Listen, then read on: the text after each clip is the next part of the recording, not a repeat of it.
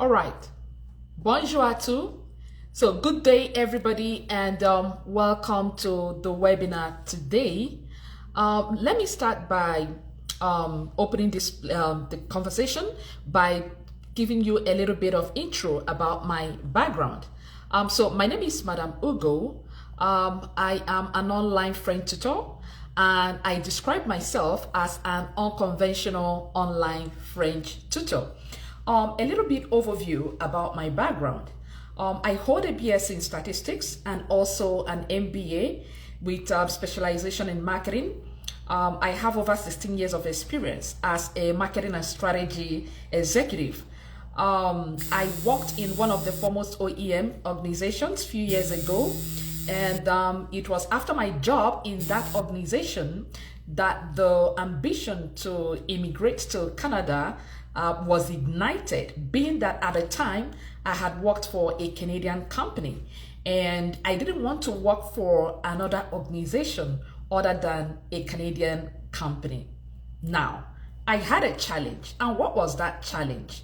The challenge at the time was that when I tried to check my score for immigration to Canada as a permanent resident, for the fact that I had worked for a Canadian company and also with my level of education and even my job experience, I didn't have the required comprehensive ranking score to meet up to the express entry draws at the time. And when I researched, I discovered that even if I had maxed all the points with the English language test, I wasn't still going to be able to get my express entry ETA, invitation to apply, given to me.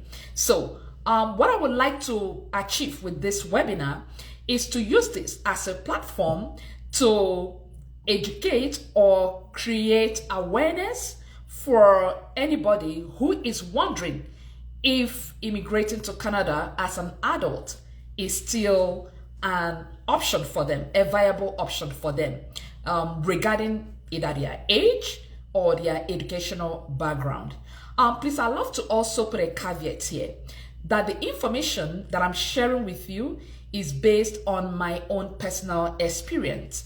I am not a licensed Canadian immigration consultant. As a result, if you need the services of a licensed immigration consultant, please, you can always search out for some of them on the internet.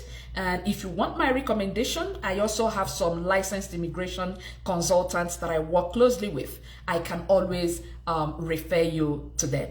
All right. So having said that, so I would love to jump quickly into my lived experience as far as immigration to Canada is concerned. And also, I want to use this opportunity as a lot of people ask questions. I see people ask me questions, even ask questions on some online platforms, asking how to go about this, from how to do their educational evaluation, and even how to do either the English test or to do the French test, or the role that French will even play for them. So for those of us who are logged into the Zoom link, I will be sharing a presentation with you, and in that presentation I am going to take you through the roadmap of all of the French draws that had happened within late 2025 and into early 2026. That way you can have a better appreciation of how attractive the French category draw is as far as your Canadian permanent residency is concerned. And at the end of my presentation, please, if you have any questions to ask me, the questions could range from how to learn French. The questions could range from the challenges that I faced while I was learning French. The questions could range from how I even teach the French as far as passing your profession, your TCF and TEF Canada exam is is concerned towards your permanent residency. The question could even range from, how do I go about this? I'm a newbie. I have no idea in terms of even if I qualify, what a CRS is, and so on and so forth. So you can ask me any of those questions and I will give you my responses based on the information that I have on my lived experience. So like I said earlier on, I am not a licensed immigration consultant. If you need the services of any licensed immigration consultant, as far as Canadian immigration is concerned, you can always reach out to me at the end of this webinar. You can send a DM to me via any of my social media pages and I will make references for you. All right, so having cleared all of that out of the way, so I would like to start by sharing my screen with the people who are logged online. That way you can see what I am presenting to you.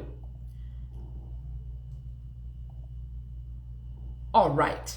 So I have spoken on my background before now. So if you're just joining me for the first time, my name is Madam Ogo, your unconventional online French tutor. And I learned French in my 40s. And I make bold to say that French is actually as difficult as people think that French is. Believe you me.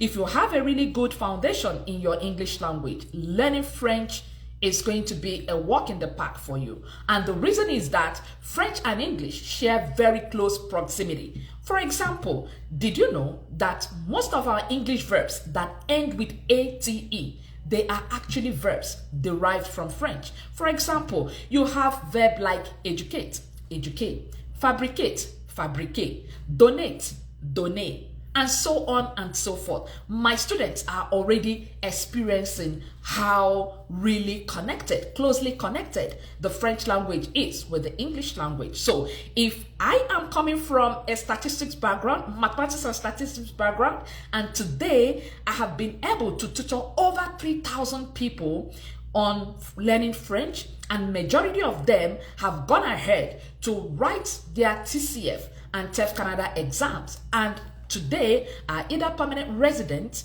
are already processing their permanent residency application in Canada.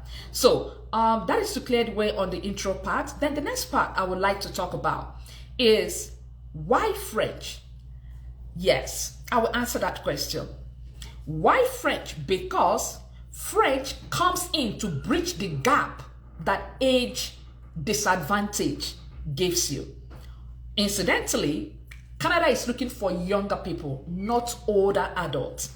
However, if you are an older adult, say from 35 years and above, and you have certain needed factors that they want, which is bilingual French, your level of education, it could even be your field of study. Maybe you're in the medical field, maybe you're in the science field, and the rest of them. Okay, so this is where you can actually leverage French. Now, for other categories like the science and maybe even the education, maybe you're someone who has a PhD and so on and so forth, and you're in the fields that are sought after. However, mind you that majority of these other categories are really, really highly competitive, unlike French.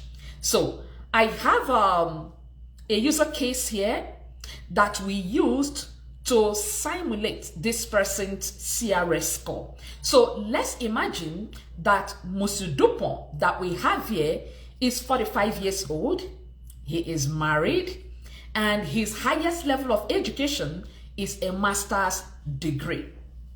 What would his CRS score be?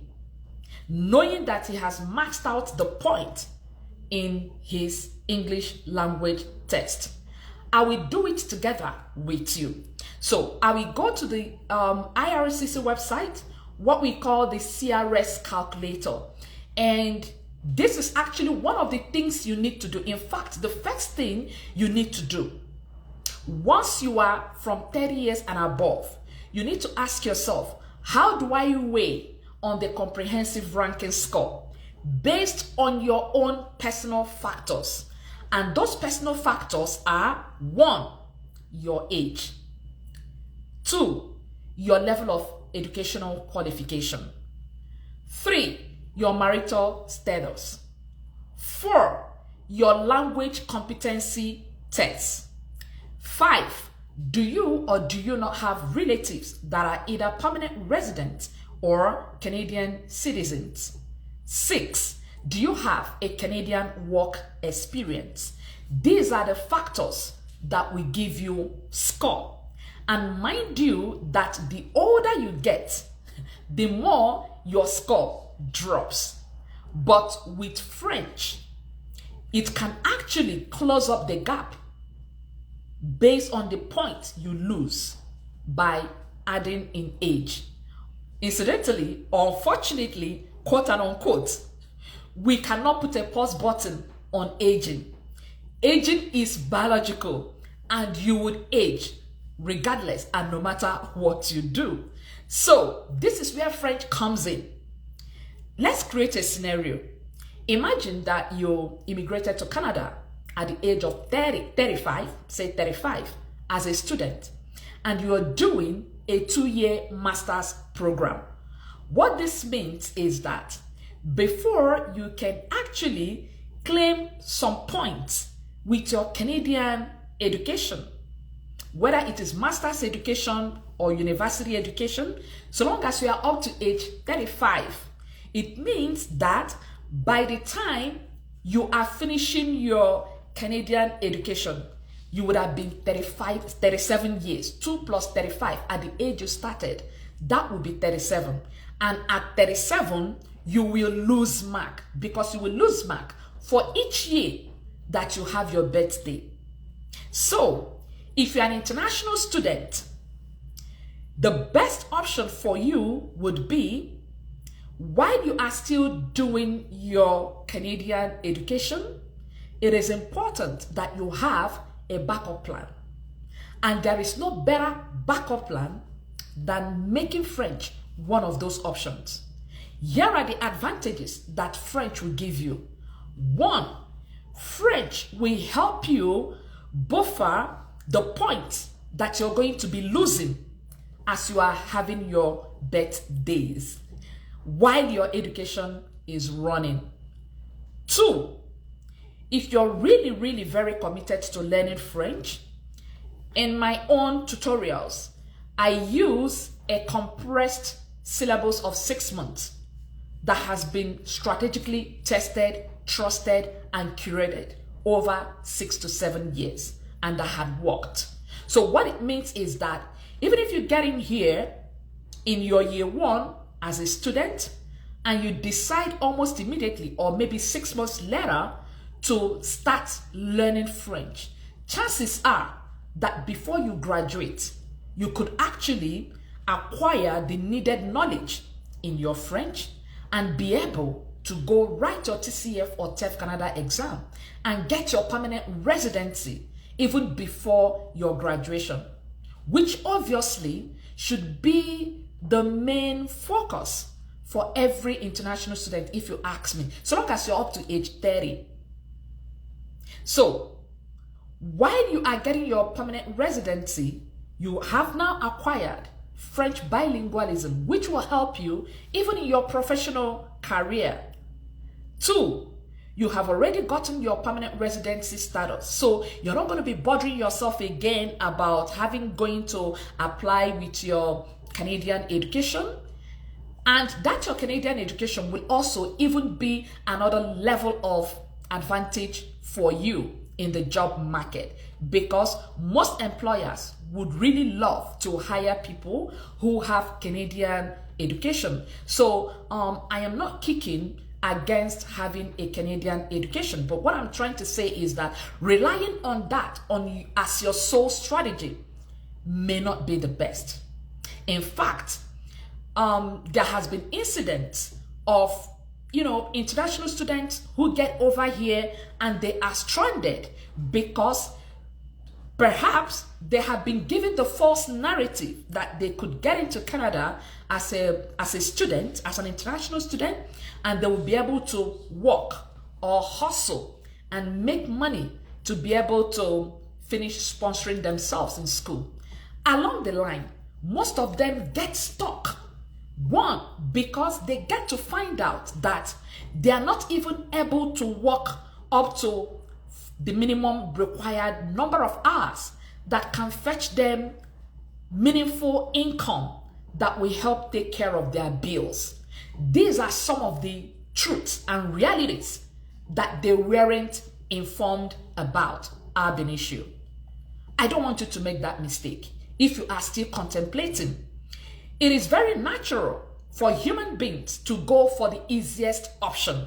So, an immigration consultant can say to a candidate, hey, you want to come to Canada? Why don't you apply as a student? You will get admission, blah, blah, blah. But when you get admission, does it stop there? No. But the problem is, a lot of students we get in here, they will get carried away. They will get carried away. Once you step into Canada as a temporary resident, and by temporary residency, I mean, whether you came in as a student, whether you came in as a temporary worker, your next objective should be, how do I get my permanent residency? And the good news with French is that regardless of the side of the divide that you fall in, French takes care of you. And I want to start by going to the IRCC website.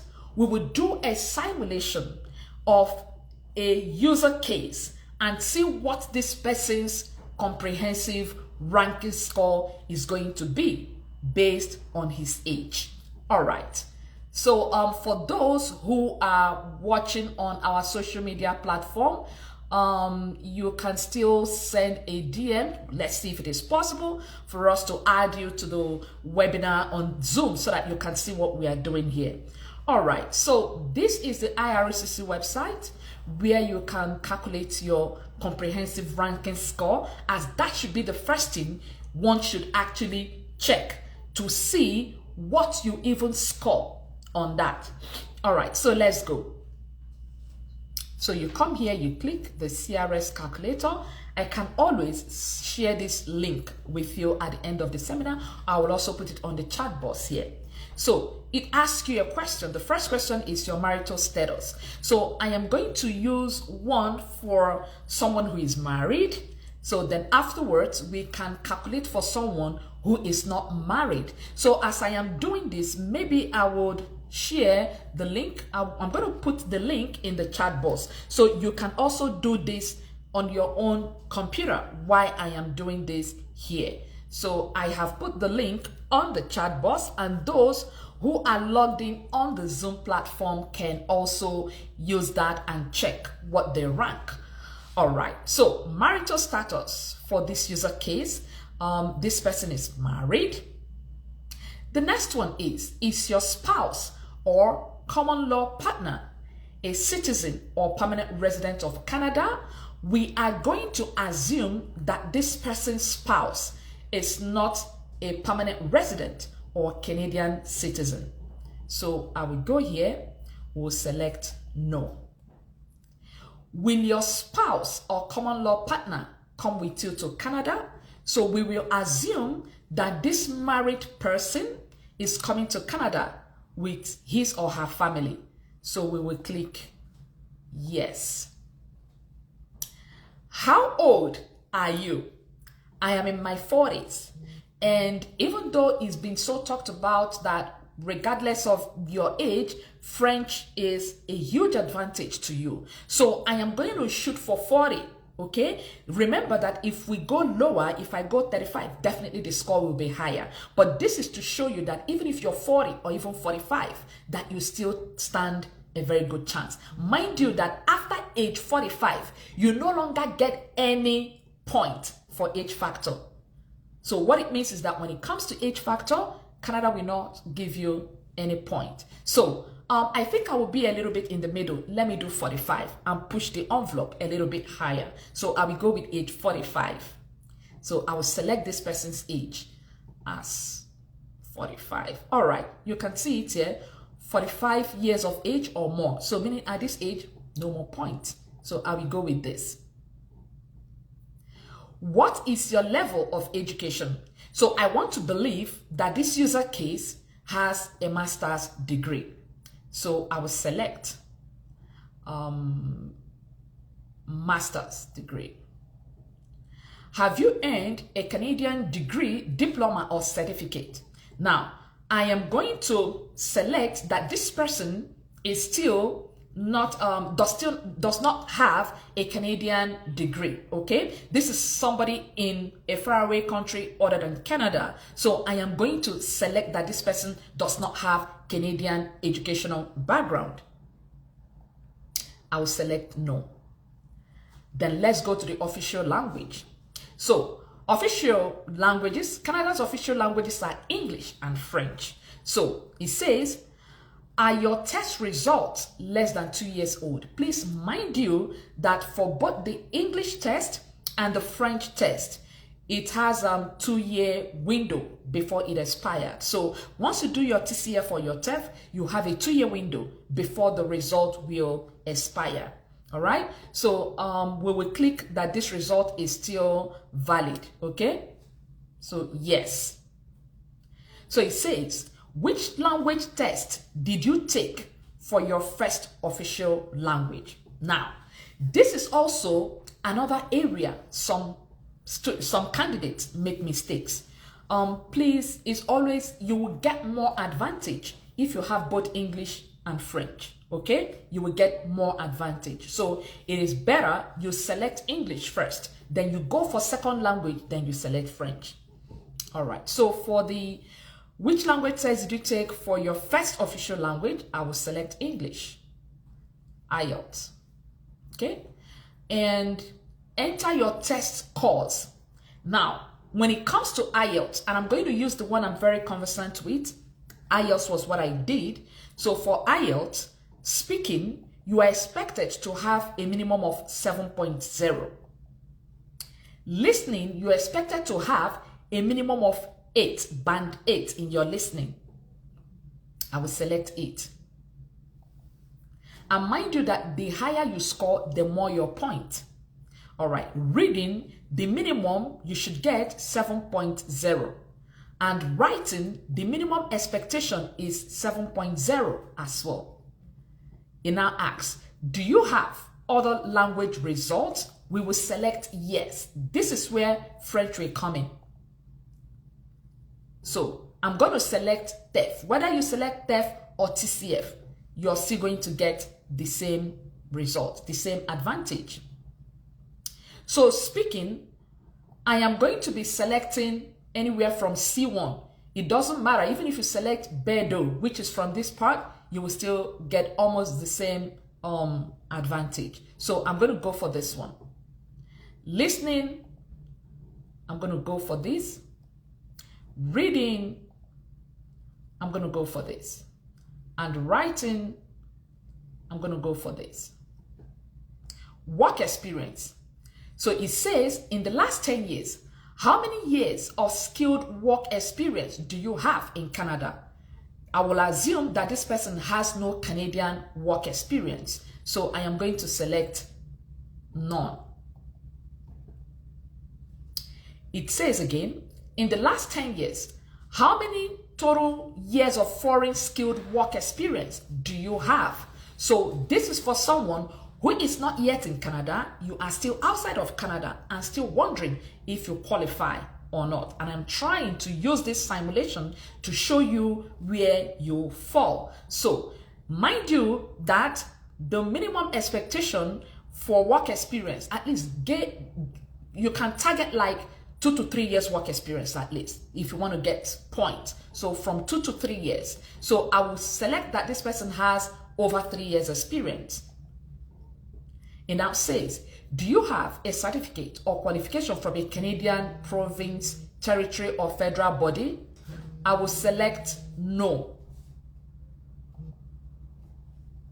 It says, do you have a valid job offer supported by a labor market impact assessment? So this is where linear job offer will give you points. Mind you that this program has been paused, giving points with linear. I stand to be corrected. So I will click no.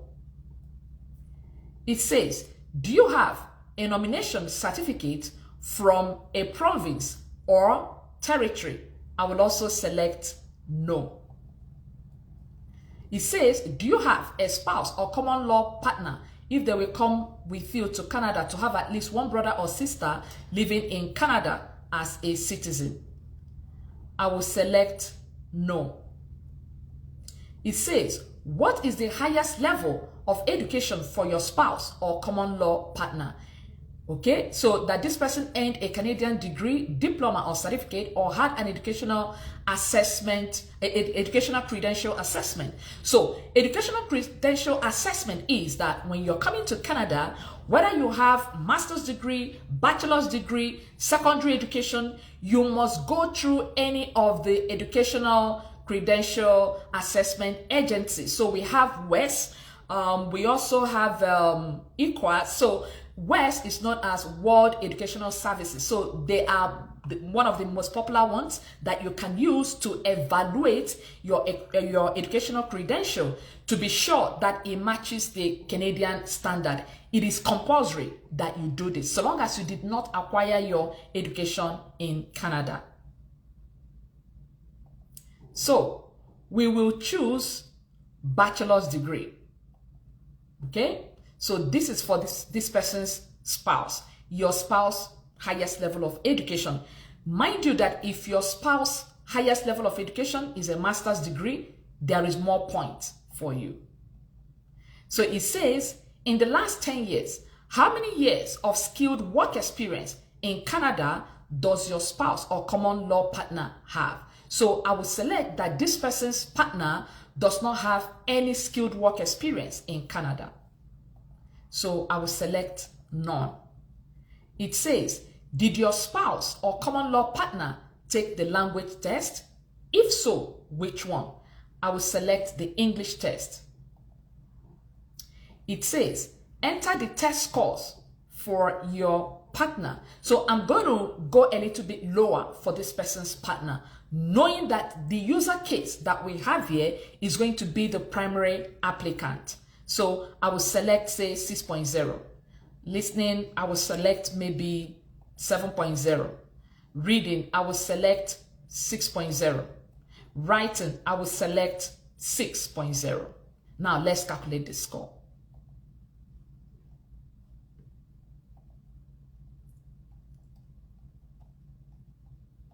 So this person is a 45-year-old person with master's degree, not from Canada, with over 3 years of experience, but this person passed his TEF or TCF Canada exam and also passed his English exam based on the required scores. Look at his total CRS, 434. Now, I will take you back to the presentation slides, and we are going to look at the summary of the CRS draws of 2025, late 2025, up until 2026. And we will see what the French category cutoff was on the express entry draws. So here we go. So for the French category draw, I'm going to go to the latest one only. So for the French category draw of 6th of February 2026, the cutoff was 400 and 8,500 people were chosen. Let's even go back a little bit more. This is November 17th, 2025. The cutoff was 399. And same November of 2025, the cutoff for people who have French as their second language was 408. October 416. And October 25 and October 6, 432. What does that tell you? That this person who is 45 years, has no Canadian work experience, has no Canadian educational experience, would still be selected over someone who is already in Canada, still schooling to acquire his Canadian education. So what I'm trying to say is this: if you have been sleeping on French, this is the time for you to really take it very seriously, as French is getting a lot of attention, a lot of priority from the Canadian government. And mind you that policies change. But for the time being, French is one of the factors on the top burner as far as Canadian immigration is concerned. So if you're in this room and you are already learning French, I want to encourage you to keep pushing. Trust me, it gets hard before it starts getting easy. There is no good thing that comes easy. And when you leave your comfort zone, that's when you get on the other side of ease in life.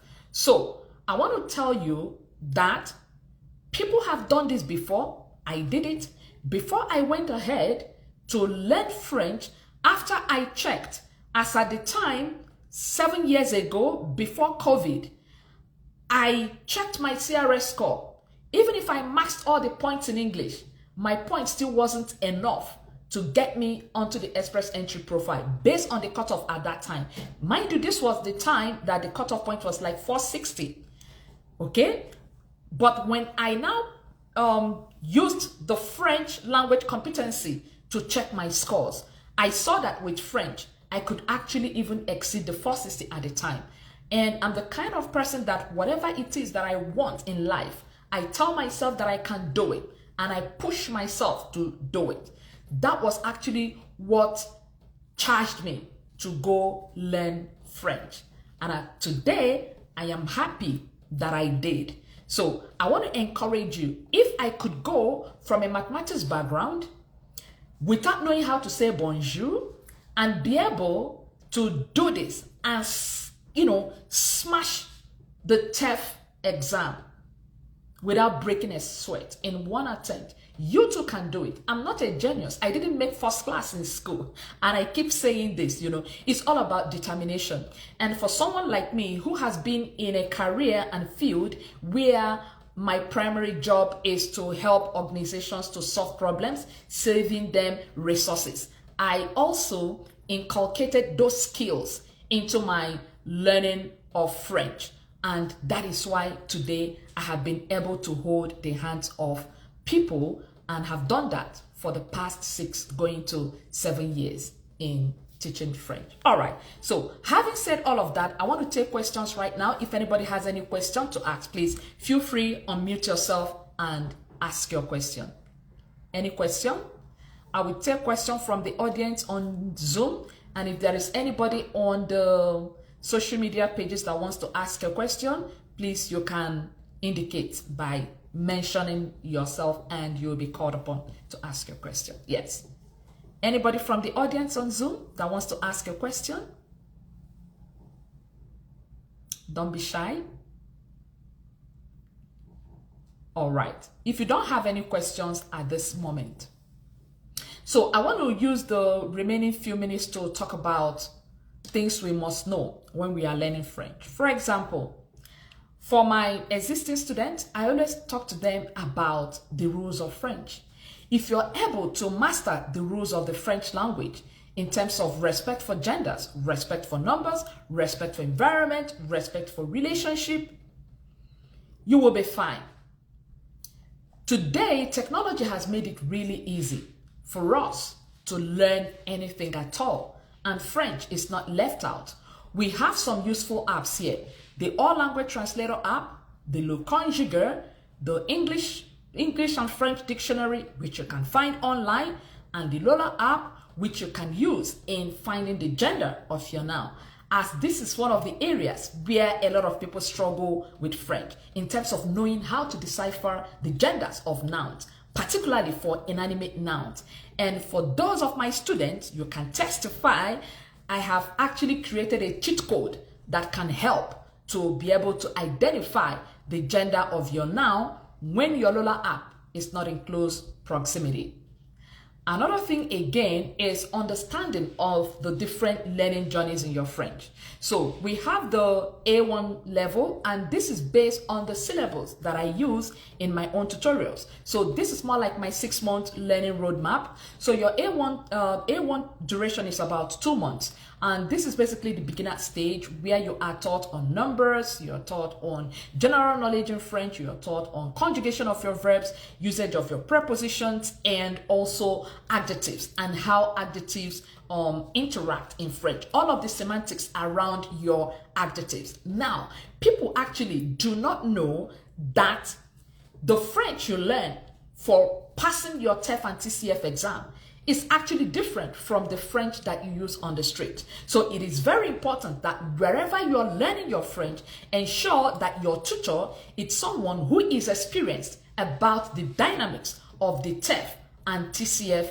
Canada exam. So talking about adjectives, this is actually one of the major areas that make students to either fail or pass their TEF or TCF Canada exam, because adjective is a critical part of forming good grammatical phrases in French. So it's very important that we pay careful attention to the usage of our adjectives in French, as majority of the time, adjectives in French respect gender, they respect number. So you must at every turn ensure that your adjectives conform to the gender and the number of your nouns. And when you have a good tutor like myself who is holding your hand, you will not make mistakes in the application of your adjectives, because even if you come to your exam and you use sophisticated grammar, say for example, you use gerundive passé and you use conditionnel passé in making your expressions, but you're making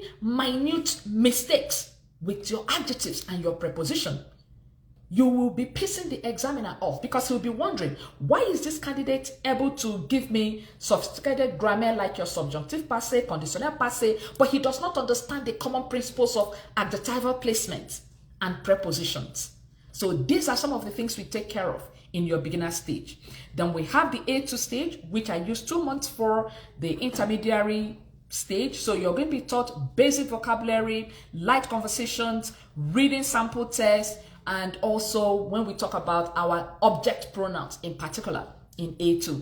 Then we move to our B1, B2, which is like your advanced intermediary stage, where we look at more sophisticated grammar like your conditionnel, your subjunctive, your gerundive, and so on and so forth. And we also do a lot of listening, speaking, writing, and reading practice at this stage. So this is basically the overview of the roadmap as far as learning your French is concerned.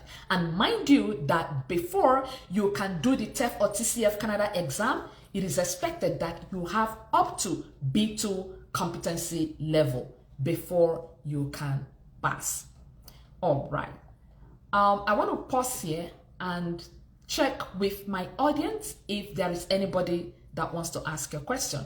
I wouldn't want to steal all the oxygen in the room. Any question?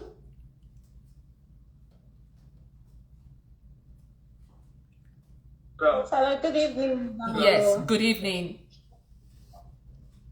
Okay, this is Antonia. I want to ask question based on the French part where you spoke about. Yes. About having a master's degree and the rest of them.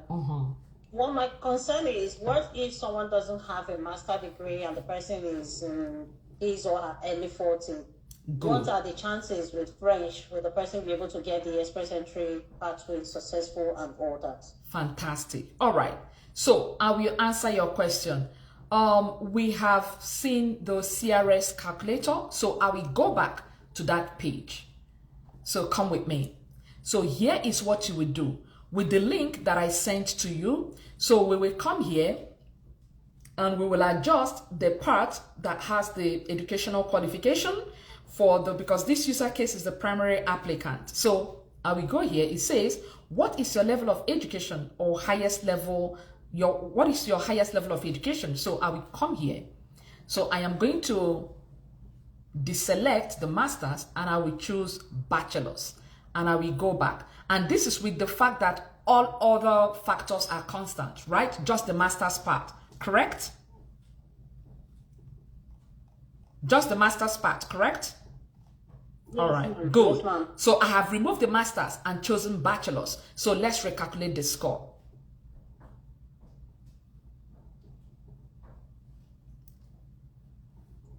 All right, so you can see that when we recalculated the score, it dropped to 395. That's what we are getting. So when we remove the master's degree for the primary applicant, it dropped to 395. Okay, now let's go back and see the overview of the draw map. So 395, look at this. The score in December 17, 2025 was 399. Mind you that in the past year, in the past month of 2025, there was actually a time the French draw dropped to 375.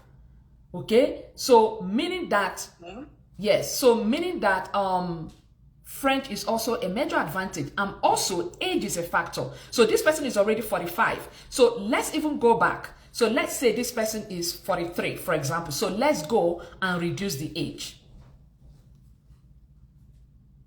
So let's make it 40.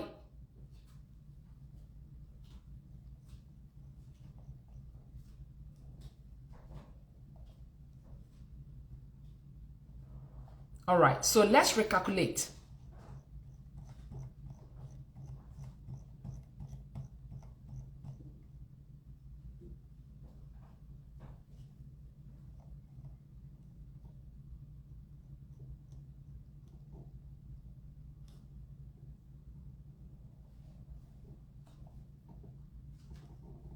Okay, let's check. 440.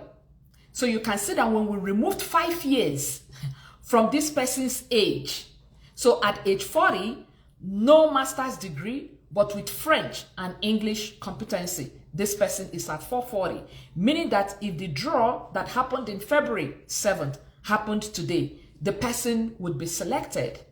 So it has to do with both age, educational background, and French. Okay, so that is to show you the role it plays. So what you would do is you will use the link that I have sent on the group chat. You use your own situation, your own factors, and calculate that. So the French category draw last year saw the number dip up to 375. So you are better off if you are learning French.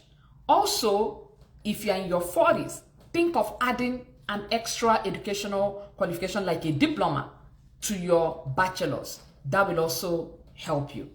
All right, yes. Next person, yes, Monsieur Emeka. Ask your question. Hello. Hi. Good evening. Good evening. Yeah, so just a quick one. So while you were speaking, you said that that one need to attain level B2. Yes. Before we attain the exam. Yes. That is B2 the minimum level you need to qualify for the French draw, or is it B1? Okay, B2 is the minimum grammar competency level you need to acquire before you can go and write either the TEF exam or the TCF exam. Now, in the language grading, they have a grading formula. So B2 is more like your advanced intermediary. They expect that at the level of B2, you should be able to have conversations in a professional environment. You should be able to also understand French materials when you hear them. Okay, when there is simple news going on in French, you should be able to also write letters in French, but whether in the formal or informal. You should be able to ask questions in French. That is what B2 gives you. So they want you to be able to have B2 competency level before you can go and do the TEF or TCF Canada exam, because in your exam, you're expected to score up to B2 and above. So it is that B2 that you have scored in this exam that will indicate that you indeed have that grammar competency level as far as the usage of the language is concerned. So it's not just about, oh, I have learned French, I have gotten to B2 level and Canada will select me. No, you will have to go back and write the TCF or TEF Canada exam. So TEF stands for Test d'Évaluation de Français, while TCF stands for Test de Connaissance de Français. So that is what you would use to prove to the Canadian government that you indeed have the French language competency level at that B2 level. So when you now get your result, you will come back to your express entry profile and impute your result. That is what we count, not just I have learned up to B2, therefore I qualify. Does that answer your question? Yeah, it answered my question, but I think what I'm asking is, in essence, is do I need, when I write the exam, of course I know I have to sit for the exam. Yes. When I write the exam, am I expected to meet B2 level? Must. To qualify for the exam, to qualify for the draw? Absolutely. Or B1 level enough to get me a qualification? No, no, B1 is not enough. You must score B2 and above to be able to, yes, to be able to get reasonable score. You need to score B2. B2 is the minimum. So you can either score B2, C1, C2. All right, that's great. All right. Yes, Lisa. Hi, madam. Good afternoon. Hello, good afternoon. Just trying to find out how has your success rate been with students that you have taught that passed the exam and also were successful with PR from passing the exam? All right, fantastic. Very good question. So I will start with the first one.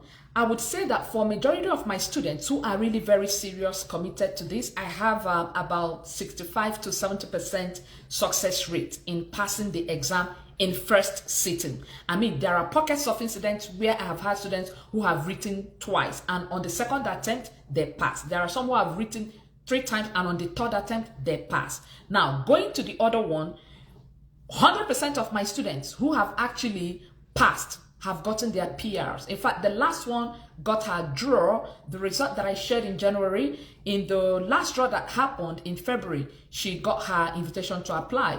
And in less than 5 to 6 months, I'm sure she will be in Canada here. So once you get your result to pass, impute that in your express entry profile, you are 100% guaranteed that as soon as the draw happens, you will get your ETA. That is your invitation to apply. Yes, Gimbia, ask your question. Hi, madam. Hello.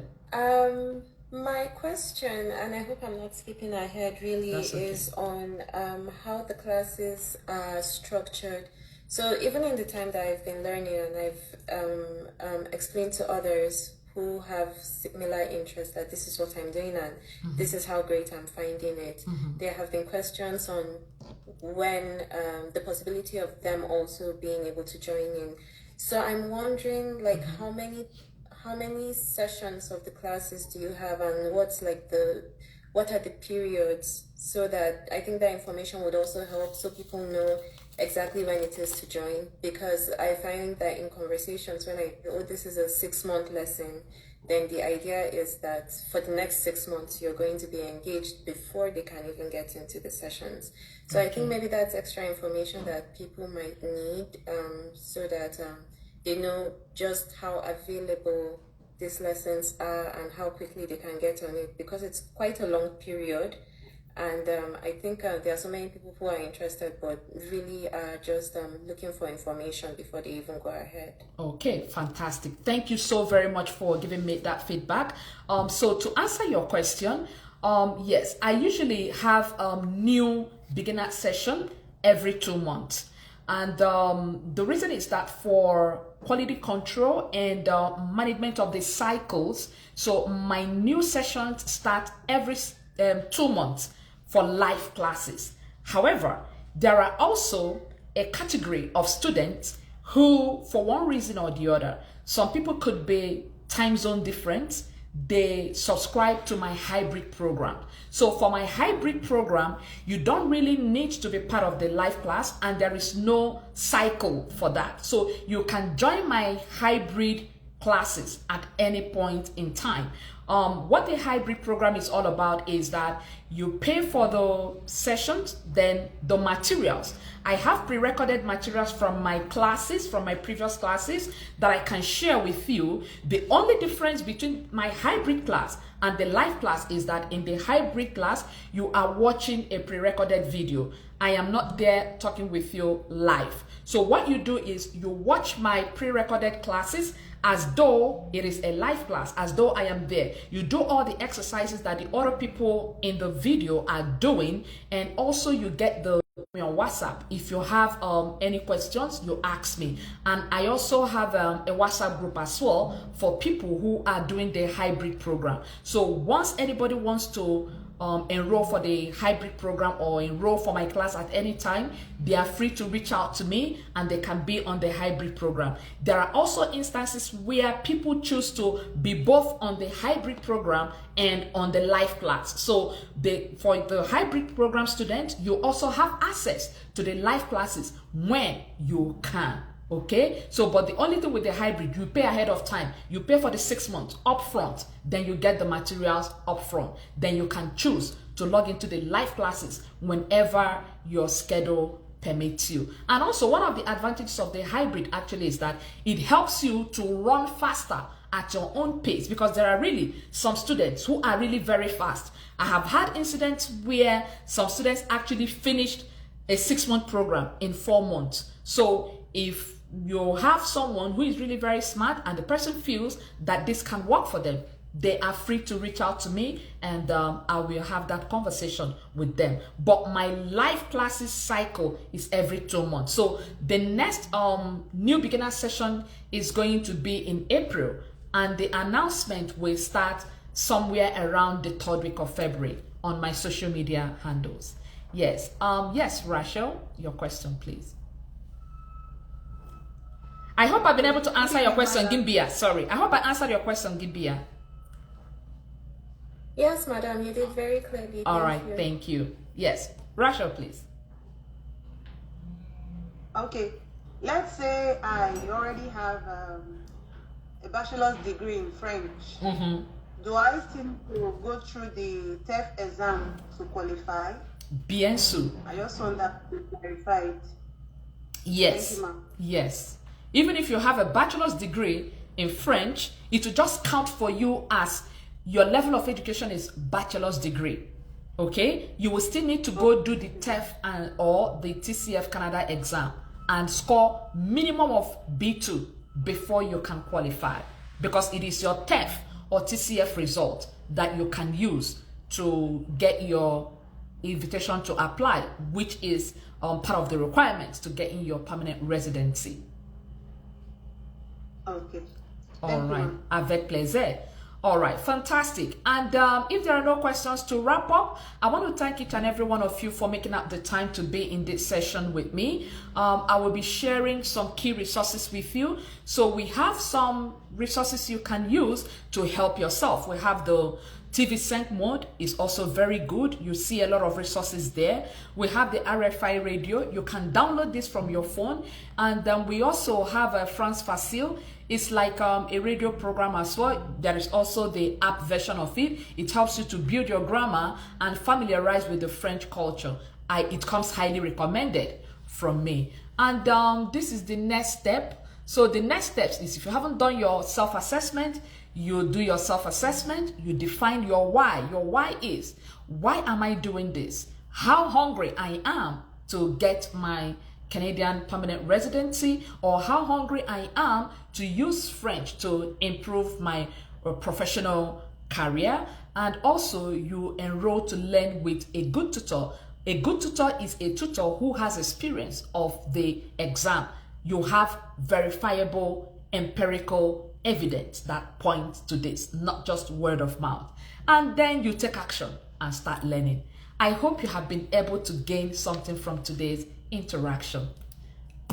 All right, so I want to thank you very much. So I want to close finally by also thanking you once again. And this is something I would love to be doing regularly, even if it means on a quarterly basis, where we can interact, share our experiences, and also I can share any information that I have that can help you to be successful in your journey. Thank you so very much for being part of my program today, and see you some other time. Bye for now. Merci beaucoup. Thank you. Merci beaucoup. Au revoir. Merci. Au revoir. Au revoir. Merci. Au revoir, ma. Au revoir. Bonne nuit, ma. Bonne nuit.